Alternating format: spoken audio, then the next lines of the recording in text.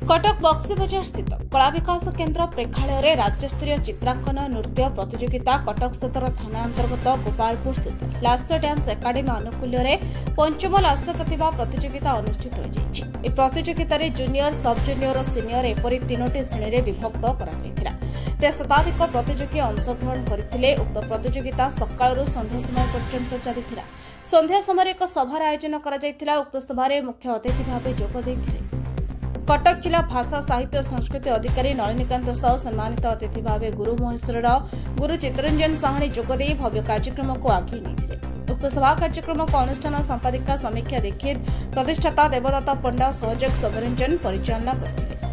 कटक अफसर अलिंग रिपोर्ट आवाज ओडिशा।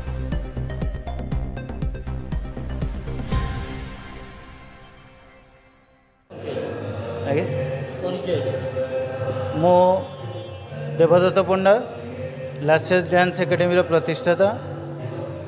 आज आमर पंचम लास्य प्रतिभा अनुष्ठित होउची। दीर्घ 4 वर्ष धरी आम एटा करि आसुलु।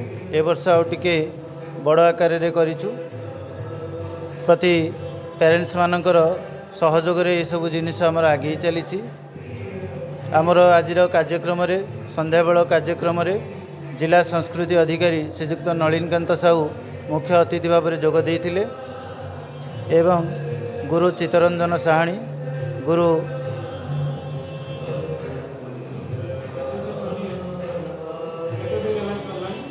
आज्ञा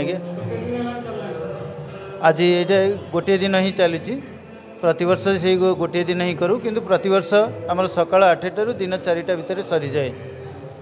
ए वर्ष टिके अधिक आकार रे करिछु।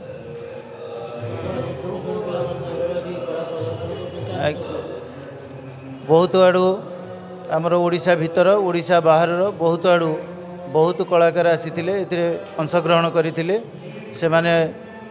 सेमानकर परफॉर्मेंस दे सारिबा परे आमे सेमानकु पार्टिसिपेशन सर्टिफिकेट देइथिलु एवं सेमानकर फर्स्ट सेकंड थर्ड रिजल्ट आमे हमर लास्य अवार्ड जोड़ा कि हमर नवेम्बर 16 तारिख रे हबो सेथिरे आमे सेमानकु पुरस्कृत देबो।